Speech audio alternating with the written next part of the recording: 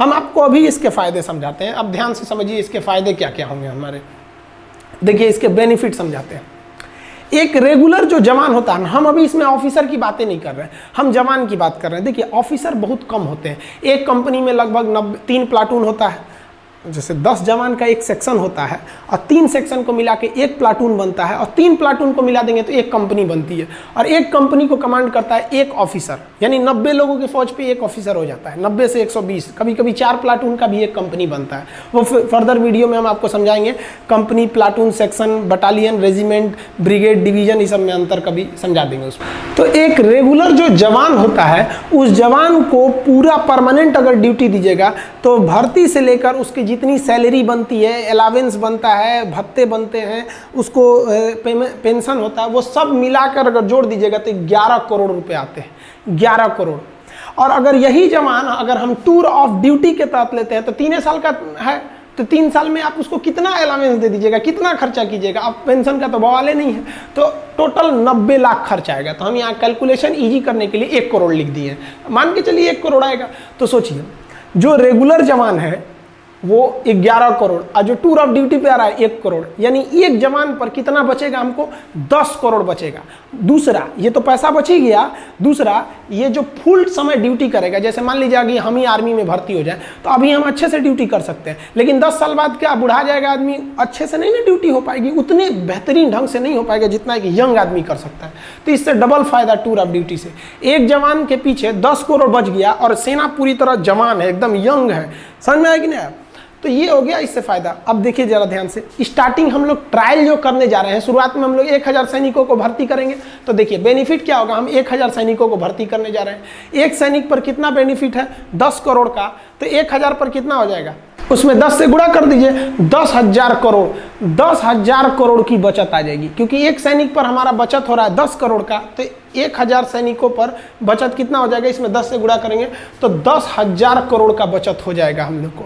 अब इस बचत से 10,000 करोड़ से हम आधुनिक हथियार खरीद सकते हैं, आर्टिलरी खरीद सकते हैं, हेलीकॉप्टर खरीद सकते हैं। आप खुद सोचिए ना, 126 राफेल जहाज़ों की ज़रूरत थी, आ कितना रहा है, केवल 36, यानी 90 जहाज अभी कम आए हैं।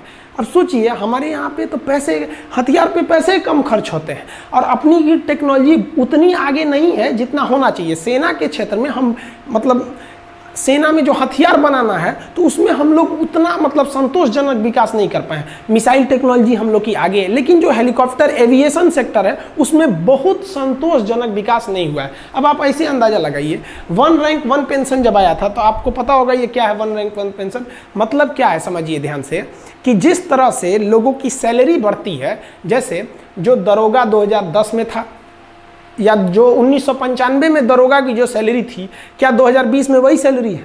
नहीं ना, सैलरी बढ़ रही है। तो 1 रैंक 1 पेंशन में क्या कहना है कि भैया जब सैलरी बढ़ रही है ना तो पेंशन भी बढ़ाइए। यानी जो आदमी, जो सिपाही 2020 में रिटायर हो रहा है, उसका पेंशन जितना है उतना ही पेंशन उस सिपाही का भी होना चाहिए जो 2002 में रिटायर हो गया और अभी तक जिंदा है, मतलब मान लीजिए जीवित है। अब आर्मी को तो बहुत यंग एज में ना रिटायर कर दिया जाता है, तो मतलब कहना है कि पेंशन एकदम सेम होना चाहिए। तो इससे पेंशन पे बोझ इतना बढ़ गया है कि आर्मी ना अपने कुल बजट का लगभग 60%, बबुआ 60% लगभग केवल सैलरी और पेंशन में खर्चा हो जाता है। यानी जो आर्मी को पैसे मिलते हैं उस पैसे का 60% सैलरी या पेंशन में खत्म हो जाता है। बाकी में आपका डीजल का खर्चा है, ये वगैरह वगैरह खर्चे हैं, तो बहुत कम खर्च हो पाते हैं हम लोग का। अब ऐसे समझिए ध्यान से हमारी आर्मी को टोटल 2.5 लाख करोड़ रुपए मिलते हैं साल में, कि भैया इस 2.5 लाख करोड़ में आपको जो करना है करिए। अब 2020 का हम आपको बताते हैं, जो 2.5 लाख करोड़ मिले थे हम लोग को, उसका हिसाब देखिए ध्यान से यहाँ पे कैसे है 2.5 लाख करोड़ का 2020 में। उस 2.5 लाख करोड़ में से 1,33,000 करोड़ हम लोग पेंशन देने में खर्च कर दिए, यानी लगभग आधा खर्च कर दिए पेंशन देने में, 1 रैंक 1 पेंशन का पेंशन पे। और हथियार कितने का खरीदे, 1,20,000 करोड़। आप अगर इसको जोड़िएगा तो लगभग 2.5 लाख करोड़ आ जाता है। तो ये हमारा 2.5 लाख करोड़ का हिसाब है, आधा निकल गया पेंशन सैलरी देने में, अब बाकी बचा। अब खुद सोचिए ना, पेंशन वगैरह का जो हमारा खर्चा है पेंशन का, उससे कम खर्चा है हमारे हथियार का। अब कहीं ना कहीं आपको भी अजीब लग रहा होगा सुन के कि भैया हम हथियार पे जितना खर्च कर रहे हैं उससे ज़्यादा पेंशन पे खर्च कर रहे हैं। तो ये टूर ऑफ ड्यूटी है, इसके पीछे भले ये तर्क दिया जा रहा है कि आर्मी जवान रहेगी, सेना जवान रहेगी, ये तर्क दिया जा रहा है कि युवाओं में जो राष्ट्रवाद है, जो देश प्रेम है, उसका सही उपयोग होगा, लेकिन इसके पीछे जो मेन रीजन है वो आपको दिख गया कि आर्मी अपने पेंशन को बचाकर उस पैसे को मॉडर्नाइजेशन की ओर लगा सकती है, क्योंकि हमारे जो बगल में चाइना है ये बहुत ही ज़्यादा अपने आर्मी पे पैसे खर्च कर रहा है। तो ये समझ में आ गया आप लोग को। अब आपके मन में एक सवाल आएगा कि ये जो सैनिक होंगे टूर ऑफ ड्यूटी पे, ये कैसे आएंगे? टूर पे जैसे घूमने जाते हैं? नहीं, इनका भी वैसे ही बहाली होगी, वैसे ही भर्ती होगी जैसे एक रेगुलर आर्मी का होता है, वैसे ही ट्रेनिंग होगी जैसे एक रेगुलर आर्मी का। यानी अगर कोई जवान खड़ा है तो आप देख के नहीं कह सकते हैं कि टूर ऑफ ड्यूटी का है कि ये परमानेंट है, फिर आप उसके आई कार्ड को देखना पड़ेगा, उसका सर्विस रिकॉर्ड देखना पड़ेगा कि कौन सा ये जवान है, तब पता करेंगे। ट्रेनिंग भी एक ही जगह पर होगी, सैलरी भी एक मिलेगा, हर चीज़ एक रहेगी, फर्क बस ये रहेगा बस अब और पेंशन नहीं दिया जाएगा।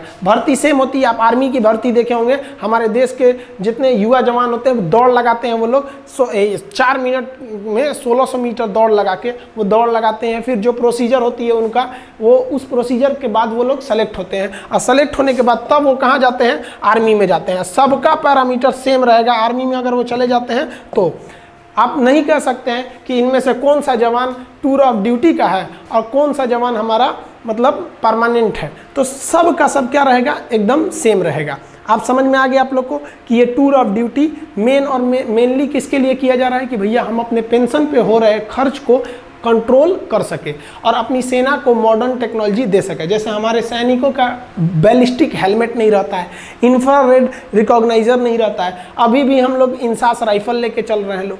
तो ये सब चीज़ें, आर्मी की जो बूट होती है वो काफ़ी हैवी होती है, वजन में बहुत भारी होता है। अभी कई ऐसे बूट आ गए हैं आर्मी के पास, जैसे अमेरिकन सोल्जर का दिखेगा तो बूट बहुत मजबूत रहता है, जूता, और भारी नहीं रहता है। हमारे सैनिकों का बूट मजबूत है लेकिन भारी है।